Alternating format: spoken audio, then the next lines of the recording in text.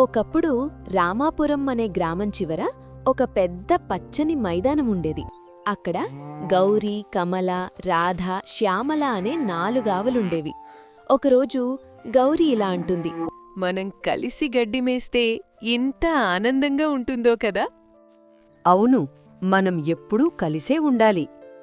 మనం అందరం కలుసుంటే ఎవ్వరూ మనకు హాని చెయ్యలేరు. సరే, ఇప్పుడే మనం చెరువుకెళ్ళి నీళ్లు తాగుతాను. ఆ నలుగురు నవ్వుకుంటూ కలిసి తిరిగేవి.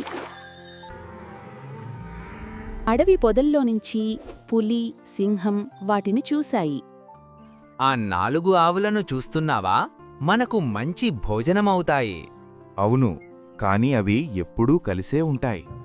మనం వాటి దగ్గరికి వెళ్తే 4 ఆవులు 4 వైపుల నుండి తమ కొమ్ములతో మనల్ని పొడిచేస్తాయి. ఇప్పుడు మనం వాటి దగ్గరికి వెళ్లడం మంచిది కాదు. అలా పులి, సింహం నిరాశగా వెళ్ళిపోయాయి. కొంతకాలానికి ఒకరోజు ఆవుల మధ్య చిన్న విషయం మీద గొడవ మొదలయింది. కమల కోపంగా, నువ్వే ఎక్కువ గడ్డి తింటున్నావు. అప్పుడు గౌరీ ఇలా అంటుంది, కాదు, నేనంతా తినలేదు.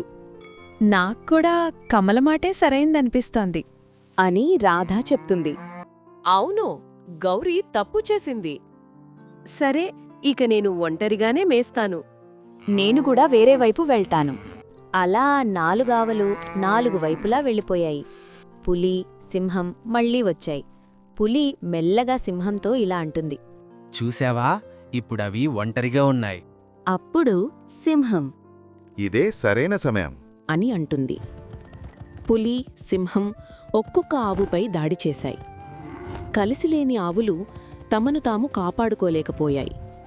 కొన్ని రోజులకు ఆ మైదానం ఖాళీగా మారింది.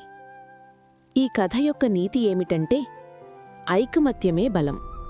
మనం కలిసి ఉంటే ఎలాంటి కష్టాన్నైనా ఎదుర్కోగలం.